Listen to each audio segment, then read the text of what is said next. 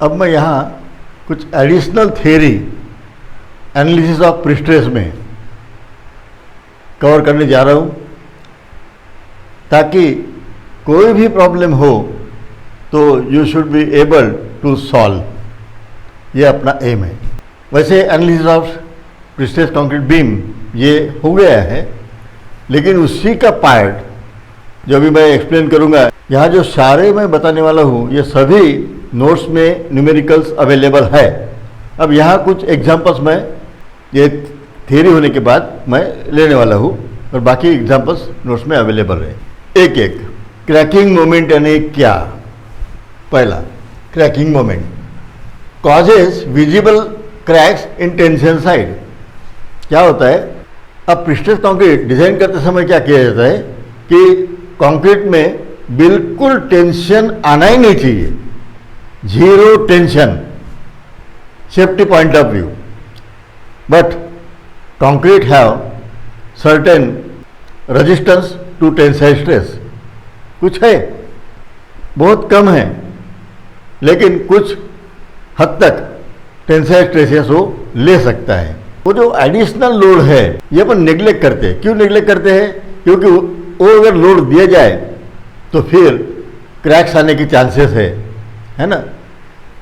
लेकिन वो लोड भी कितना एकोमोडेट कर सकते हैं वो भी अपन निकाल सकते हैं, that is represented by cracking moment. ये न्यूमेरिकल दिया हुआ है, उसमें आपको बहुत आसानी से समझ में आएगा। अब यहाँ मैं एक्सप्लेन करता हूँ कि tensile stress which causes, tensile stress कैसे डेवलप होने वाले हैं? फ्लेक्सुरल स्ट्रेसेस इन कंक्रीट। ओके, ये क्रैक्स क्यों डेवलप होती है? व्हेन टेंसाइल स्ट्रेसेस जो भी लोड की वजह से आने वाले हैं that is equal to flexural stresses of concrete. Concrete की जो फ्लेक्सुरल स्ट्रेस रेजिस्टेंस है उसकी जो कैपेसिटी है वो जब इक्वल हो जाएंगी तो क्रैक्स अपने को विजिबल रहेंगे, यानी अपन देख सकेंगे क्रैक्स आई है करके। ओके, लोड फैक्टर ये पूछा जाता है। Load factor means cracking moment divided by working moment. ये वर्किंग मोमेंट क्या होती है? जो भी डेड लोड है, लाइव लोड है, इससे जो मोमेंट आ रही है दैट इज वर्किंग मोमेंट। इस पे अपन डिजाइन करते हैं वर्किंग लोड पर। अब ये क्रैकिंग मोमेंट क्या है? उससे ज़्यादा लोड से आने वाली मोमेंट प्लस अगर कंक्रीट की फ्लेक्सुरल स्ट्रेंथ कंसीडर किया जाए तो कितनी मोमेंट वो एकोमोडेट कर सकता है, एडिशनल मोमेंट ले सकता है ताकि क्रैक्स तक जाए अपन, है ना।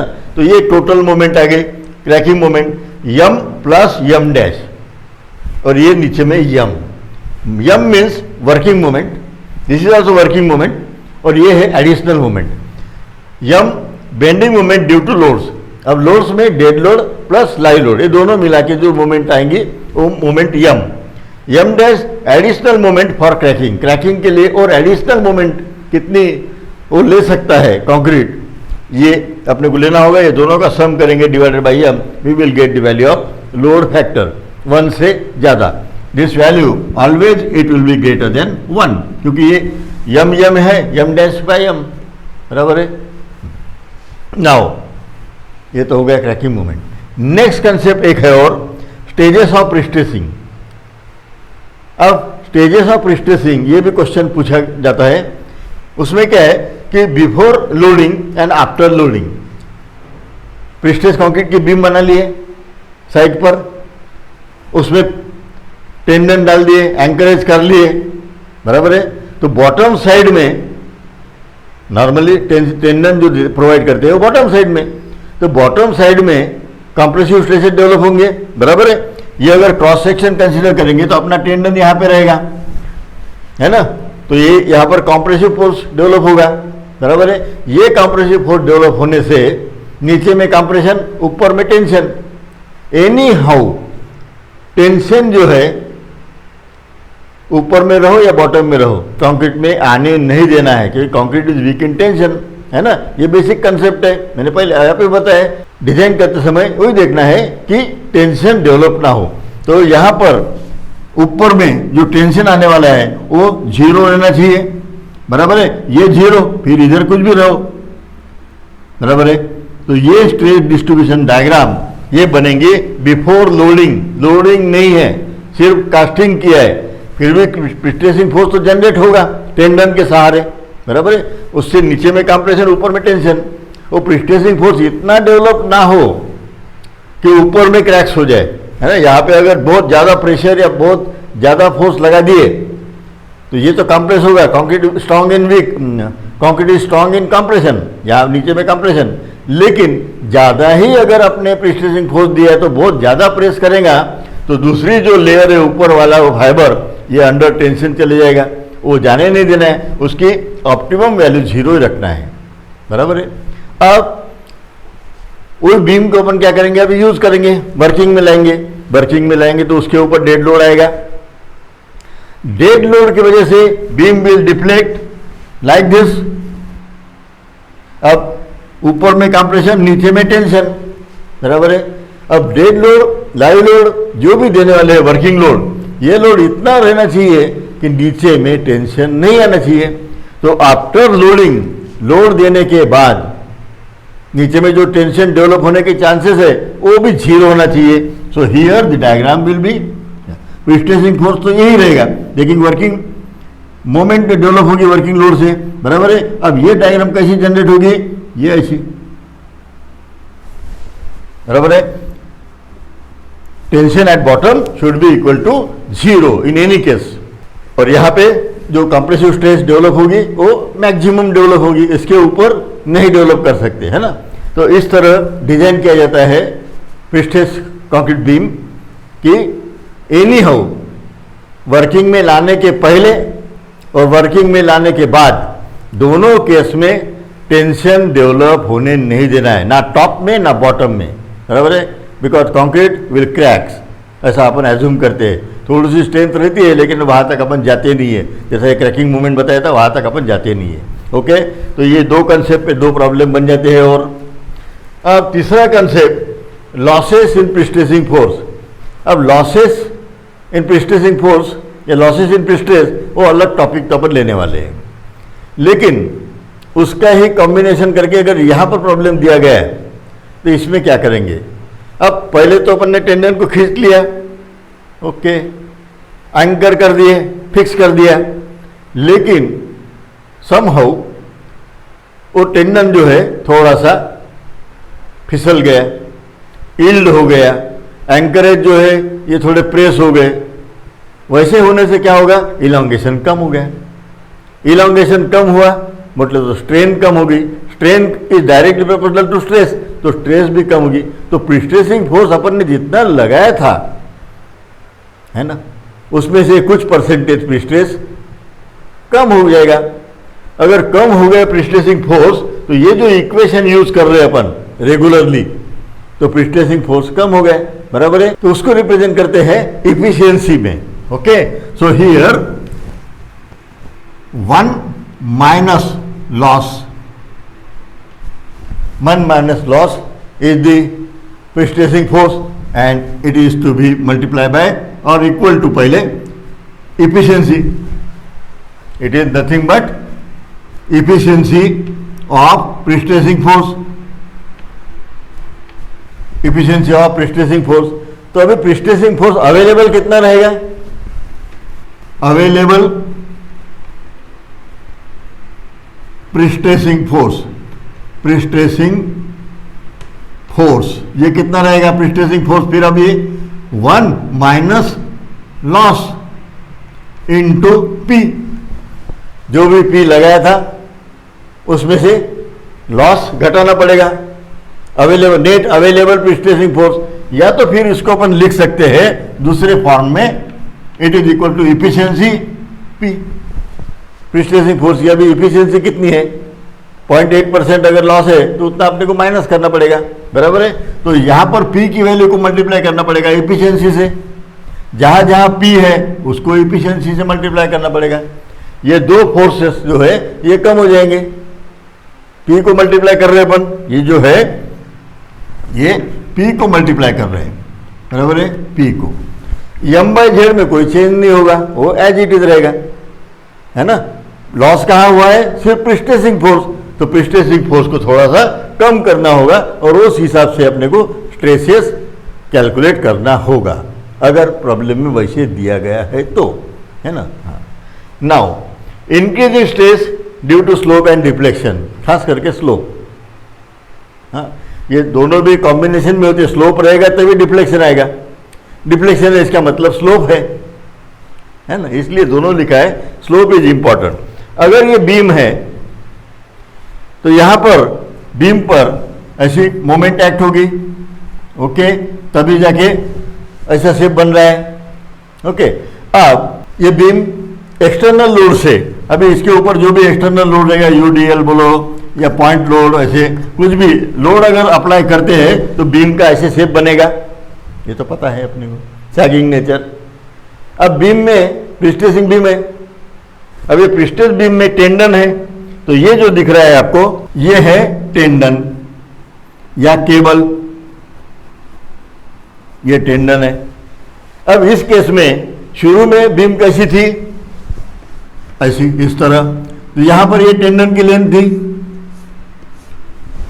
ये टेंडन की लेंथ ओरिजिनल लेंथ, लेकिन अब क्या हुआ, ये ऐसे डिफ्लेक्ट हो गया, डिफ्लेक्ट हो गई, इसका मतलब टेंडन की लेंथ बढ़ जाएगी थोड़ी सी। अगर कोई भी चीज की लेंथ अगर बढ़ जाती है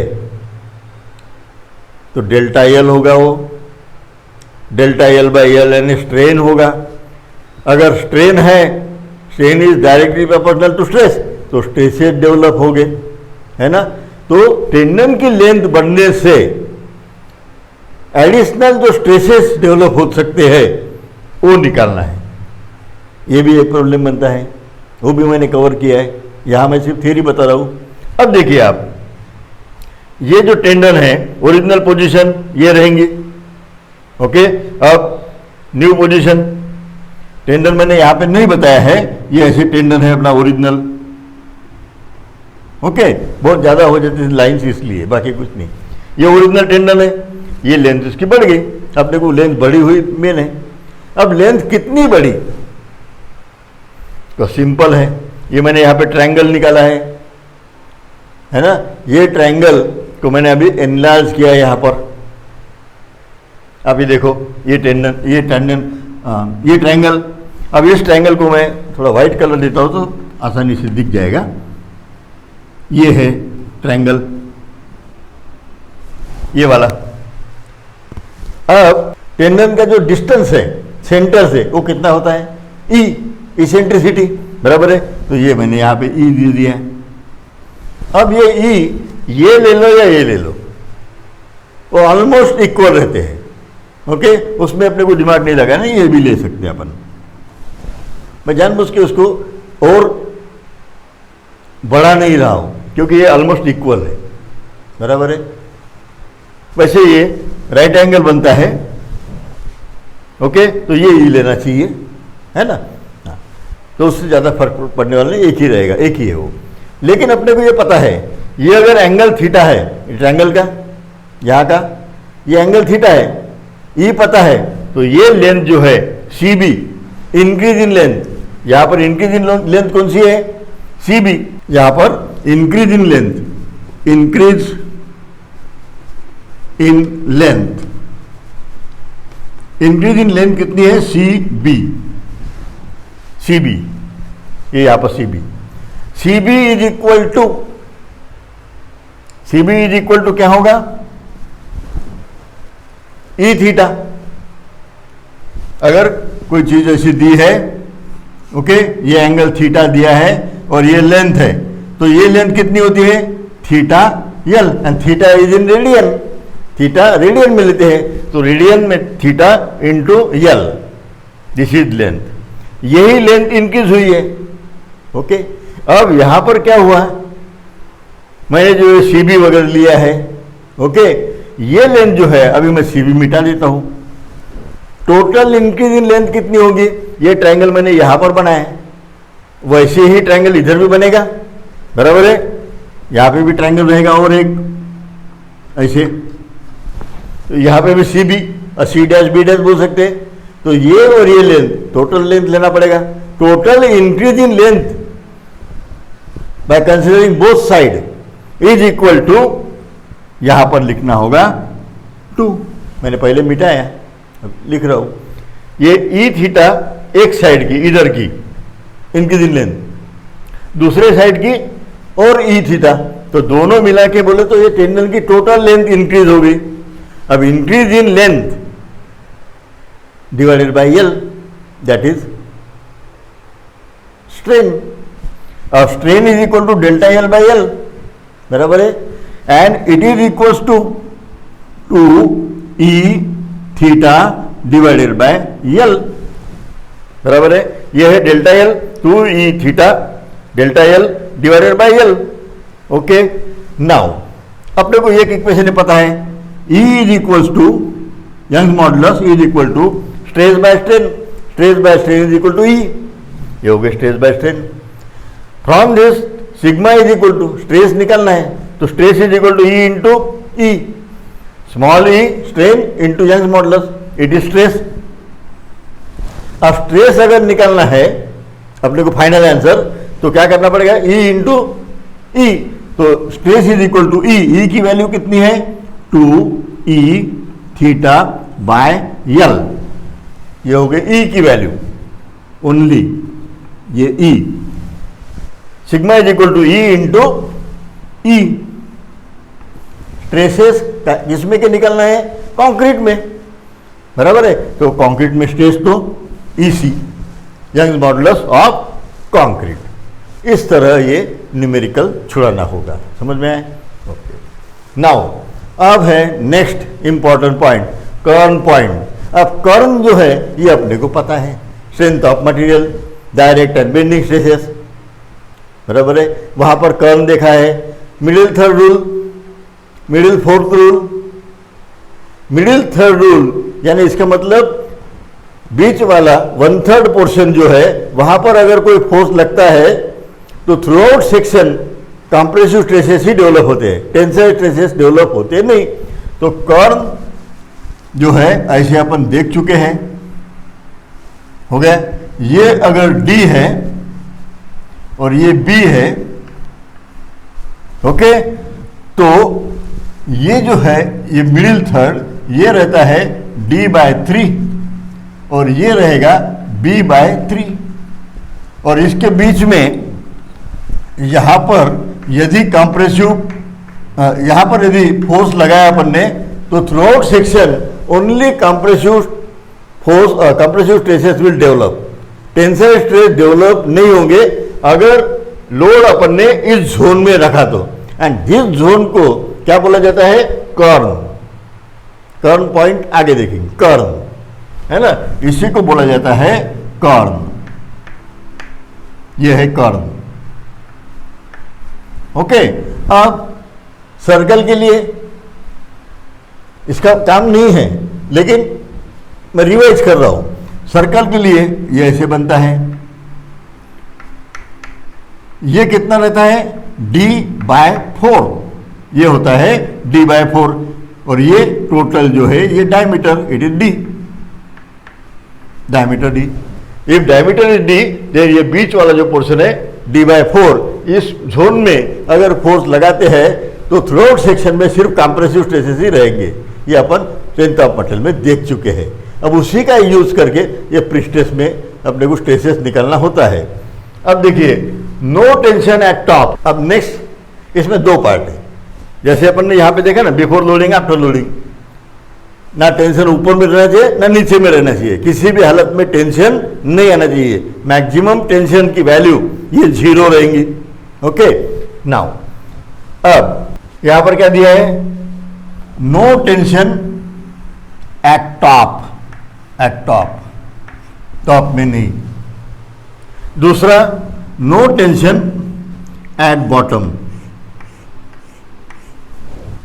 दोनों केस में अपन ये कर्न पॉइंट कैसे निकालेंगे ये देखना है। अब अपने को ये पता है कि प्रीस्ट्रेसिंग फोर्स जो होता है नीचे में अगर एक्ट होता है ऐसे, ये फोर्स लग गया C, जैसे जैसे C दूर जाएगा वैसे टेंशन बढ़ने के चांसेस है यहां पर, है ना। तो ये पहले मैंने यहाँ लगा दिया सी, कोई टेंशन डेवलप नहीं होगा ऊपर में, या तो उसमें सी इधर ऊपर रखा है, सी यहाँ लगा दो तो ऊपर में टेंशन नहीं आएगा, ऊपर में कंप्रेशन नहीं आएगा, यहाँ पर लगा दो उसमें भी नहीं आएगा, नीचे थोड़ा लगा दो तो भी टेंशन डेवलप नहीं हो रहा है।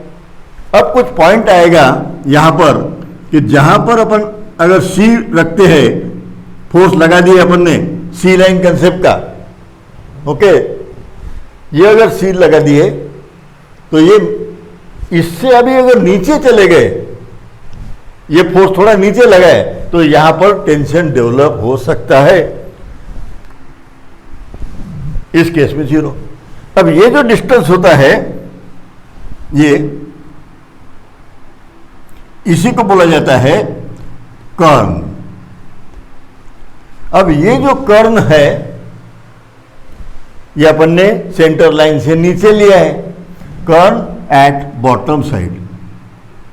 बॉटम साइड में अपन इतना नीचे जा सकते हैं ताकि ऊपर में टेंशन डेवलप ना हो।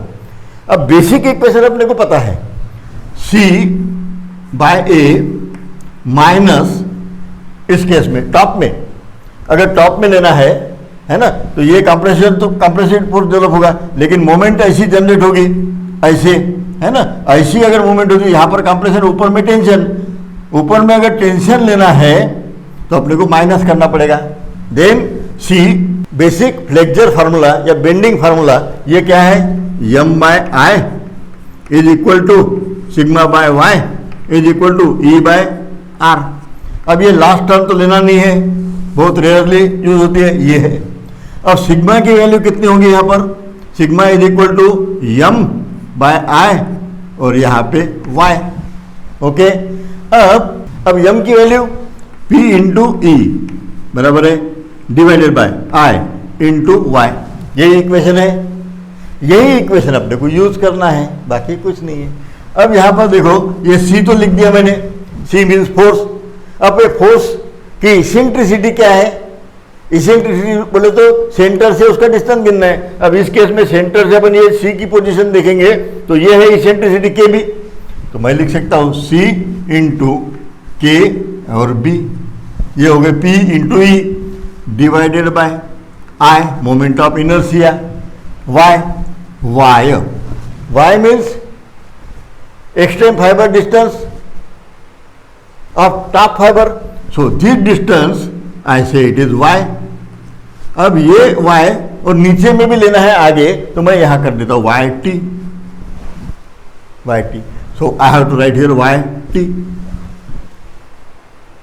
Extreme top fibre distance from neutral axis CG axial, okay, यहां से ये डिस्टेंस yt हो गया। ये इक्वेशन मैंने यहां पे लिखा है, P यानी C फोर्स है ये, E यानी इसेंट्रिसिटी, इसकी डिस्टेंस यहां से कितना है, ये है E, और ये E यानी KB, ये हो गया डिवाइडेड बाय I yt हो गया। अब ये जो है इक्वल टू 0, टेंशन 0 हियर, बराबर है, टेंशन फोर्स 0। अब I is equal to we know I, अब ये रेक्टेंगुलर सेक्शन है करके BD क्यूब बाई 12 बोल देंगे, लेकिन in general moment of inertia का इक्वेशन है A इंटू आर स्क्वेयर। ये इक्वेशन अपन किसी भी शेप को लगा सकते हैं, ट्रायंगल रहो, सर्कुलर रहो या टी सेक्शन, जो भी है ये इक्वेशन लगा सकते हैं। BD क्यूब बाई 12 सिर्फ रेक्टेंगल के लिए, मैंने एग्जाम्पल के तौर पर यहाँ पर रेक्टेंगल दिया है, लेकिन हर बार रेक्टेंगल थोड़ी रहेगा, ट्रायंगल भी हो सकता है। तो ये जनरल इक्वेशन है I is equal to AR square. अब ये इक्वेशन ये I के जगह रिप्लेस कर सकते हैं, और इस टर्म को इस साइड में, तो मैं अभी क्या लिख रहा हूँ, ये C बाय A हो गया, इसको मैं इधर लिख रहा हूँ इज इक्वल टू, हो गई ये टर्म इधर चली गई, C into K B, okay, divided by I is equal to AR square, okay, YT, तो YT को वैसे ही रखेंगे। अब इसमें आप देखो C gets cancel, A gets cancel, और बचे हुए से अपने को KB निकल जाएगा। So from this KB is equal to क्या बनेगा, ये आर स्क्वेयर इधर जाएगा, R square divided by YT नीचे आएगा, YT। ये है अपना इक्वेशन जिससे अपन कॉर्न पॉइंट निकाल सकते हैं, यानी यहां से कितने दूर तक फोर्स अपन ले सकते हैं, अदरवाइज टेंशन डेवलप होगा। तो ये है बॉटम कर्न पॉइंट, ये है बॉटम कर्न पॉइंट, नीचे वाला। वैसे ही जैसे यहां पर देखा है अपन ने लोडिंग, लोड देने के बाद इतना लोड ना हो कि नीचे में टेंशन आए, तो मैक्सिमम टेंशन की वैल्यू नीचे में कितनी परमिसिबल है, 0। So here at bottom side it is 0। और कंप्रेसिव फोर्स एक्सटर्नल लोडिंग से कहां डेवलप होने वाला है, ये यहां पर। और अब ये डिस्टेंस जो है मैं अभी इसको मार्क करता हूं K, और ये T, KT, यानी अपन ने सेंटर लाइन से ऊपर में कर्न पॉइंट, ऊपर में ज्यादा से ज्यादा कितना जा सकते हैं, मैंने अभी ये जो कंसेप्ट बताया वैसे ही रहेगा। अगर कोई फोर्स यहां एक्ट हो रहा है तो इधर में टेंशन आने की चांसेस ही नहीं है। इधर अगर फोर्स लगा है, ऐसे प्रेस करेंगे अपन तो इसमें कंप्रेशन आएगा। ऊपर गए, यहां पर लगा है, प्रॉब्लम ही नहीं है, यूनिफॉर्म स्ट्रेसेस डेवलप होंगे। इसके ऊपर गए तो इधर में अब टेंशन होने के चांसेस है, फिर भी टेंशन नहीं आ रहा है। ऐसे करते हुए यहां तक चले गए मैं, और यहां पर 0 वैल्यू आ गई। अब इसके ऊपर अगर मेरा ये कंप्रेशन फोर्स हो गया है ना, ये कंप्रेसिव फोर्स इसके ऊपर चले गए लाइन के, तो फिर यहाँ पे टेंशन डेवलप होगा। तो ये ऑप्टिमम डिस्टेंस कितना रहना चाहिए ताकि टेंशन डेवलप नहीं होना चाहिए, ना हो, वही होता है कर्न पॉइंट। अब टॉप का कर्न पॉइंट लेना है तो फिर से वही दोबारा रिपीट करने जा रहा हूं मैं। ये C/A basic equation minus tension ले रहे करके माइनस C इंटू अब K, B नहीं, यहाँ पे टॉप रहेगा, ये PE है, E की वैल्यू है ना, यहां से ये डिस्टेंस जो है ये E है अपना eccentricity, and E is equal to KT लिया है अपन ने यहाँ पर अभी, KT divided by moment of inertia. और अब नीचे का ले रहे, ये फाइबर में टेंशन देख रहे अपन है ना, तो इसका डिस्टेंस लेना पड़ेगा Y, और ये बॉटम साइड में लिया गया है तो मेरे को Y भी देना पड़ेगा। यहाँ पर अपन ने YT लिया था तो यहाँ पे Y भी रहेगा, तो it is multiply by YB and equal to 0, tension की वैल्यू 0। अब इसमें यही I is equal to AR square, ये वैल्यू अगर पुट करते हैं तो क्या होगा, मैं अभी डायरेक्ट लिखता हूँ, C/A इज इक्वल टू, इसको इधर लेके चले गए, ये C रहेगा, KT बराबर है, उसके बाद moment of inertia AR square बराबर है, ये वैल्यू मोमेंट ऑफ इनर्शिया की मैं यहाँ पुट कर सकता हूँ, AR स्क्वेयर इंटू YB। अब सिमिलरली यहाँ पर क्या होगा, ये cancel, C cancel, A cancel, A cancel बराबर है। अब बचा हुआ जो है ये मिलेगा अपने को KT, कर्न पॉइंट लेना है, मैक्सिमम कितना अलाउ है, KT is equal to R square divided by YB। ये इक्वेशन ध्यान में रखने के लिए बहुत सिंपल है। देखो आप, KB is equal to R square, KT is equal to R square, इसमें तो कोई चेंज ही नहीं है। अब जब KB ले रहे हैं तो YT है ना, YT, और अगर KT ले रहे तो YB।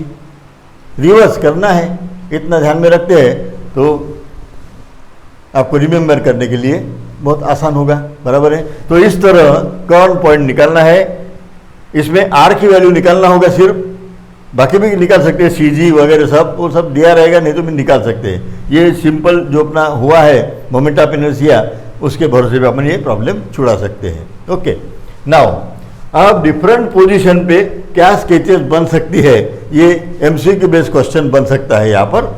अभी देखो ये क्रॉस सेक्शन है, 1 2 3 4 5 6 पॉसिबिलिटीज है। अब पहले यहाँ पर क्या किया है मैंने, ये सी जो है ये एक्ट हो रहा है यहाँ पर, कहाँ हो रहा है, ये दोनों कर्न पॉइंट के बीच में। अब कर्न पॉइंट में अगर कोई भी लोड लगाते हैं तो through out cross section compression रहेगा, टेंशन डेवलप होने का कोई चांस ही नहीं है, बराबर है। तो मैंने ये डायग्राम, स्ट्रेट डिस्ट्रीब्यूशन डायग्राम ऐसे बनेगी, भले ही ऊपर में कम रहेगा स्ट्रेस, बराबर है, क्योंकि यहाँ पर सी बॉटम साइड में दिया है ना। यही अगर सी मैं ऊपर में दिया रहता तो ये जो डायग्राम बनती थी ये ऐसी बनती थी, बराबर है। ये सी नीचे में है करके टेंशन ऊपर आ रहा है, तो कुछ ना कुछ वैल्यू माइनस हो जाएंगी, माइनस होगी तो ये वैल्यू कम रहेगी इससे। अगर ये सी की पोजीशन ऊपर रहेगी तो नीचे में टेंशन बोले तो माइनस हो गई, वैल्यू माइनस हो गई यहाँ पे, तो फिर ये वैल्यू कम रहेंगी, ये वैल्यू ज्यादा रहेंगी। ओके हाँ। अभी अगर मैंने सी कंप्रेसिव फोर्स ये कोई कर्न पे नहीं है, नीचे, ये इससे भी नीचे एक्ट हुआ तो फिर टेंशन डेवलप हो गए टॉप पे, तो यहाँ पे डेवलप होगा टेंशन, ये निगेटिव और ये पॉजिटिव, यहाँ पे कंप्रेशन, बराबर है। अगर ये सी इसके ऊपर है, इसके ऊपर है तो नीचे में टेंशन, तो नीचे में टेंशन माइनस, ये प्लस, ये टेंशन और ये कंप्रेशन। ओके, ये डायग्राम सिलेक्ट करने के लिए आ सकता है। देन अगर ये सी मैंने बिल्कुल एग्जैक्टली सेंटर में लगा दिया तो दोनों भी तरफ टॉप और बॉटम में स्ट्रेसेस सेम रहेंगे और ये थ्रोट क्रॉस सेक्शन पॉजिटिव रहेंगे, कंप्रेसिव रहेगा, ये दोनों वैल्यू सेम रहेगी अगर ये सेंटर में लगाए तो। यदि एग्जैक्टली कर्न पॉइंट पे लगाएंगे बॉटम में, ये बॉटम का कर्न पॉइंट है, यहाँ पर लगाएं। अब ये सी जो है सेंटर से नीचे है, टेंशन ऊपर, और ये वैल्यू जो है ये 0 रहेंगी, ये टोटल पॉजिटिव यानी कंप्रेशन, बराबर है। और यहाँ पर है सिग्मा मैक्स, मैक्सिमम वैल्यू मिलेंगी। ओके, इसके ऊपर नहीं मिल नहीं सकते। अब ये सी जो है ये मैंने ऊपर के कर्न पॉइंट पे लगा दिए, ये कर्न पॉइंट है ना, तो यहाँ पे कंप्रेशन डेवलप होगा, ये कंप्रेशन सिग्मा मैक्स, और नीचे में टेंशन इस लाइन में, यहाँ पर टेंशन, और ये डायग्राम पूरी पॉजिटिव है ना। तो इन एनी केस अगर कर्न पॉइंट के अंदर अगर लोडिंग है तो टेंशन डेवलप नहीं होता है। तो आपको कर्न पॉइंट और कंप्रेसिव फोर्स कैसे कहाँ पर लगा है तो फिर टेंशन डेवलप नहीं होता है, इसकी आइडियाज़ क्लियर हुई होंगी। ये सारे जो है मैंने जो कंसेप्ट बताए इसके न्यूमेरिकल्स नोट्स में अवेलेबल है, और लेकिन मैं यहाँ कुछ न्यूमेरिकल्स एक्सप्लेन करने वाला हूँ नेक्स्ट लेक्चर में। ओके।